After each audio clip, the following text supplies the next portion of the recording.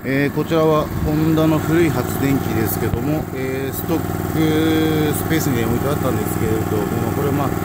元のね、共同経営店さんの、置きっぱなしの品物でしたが、エンジンがかかりましたね。またね、少しきれいにして、店頭にね、出そうと思います。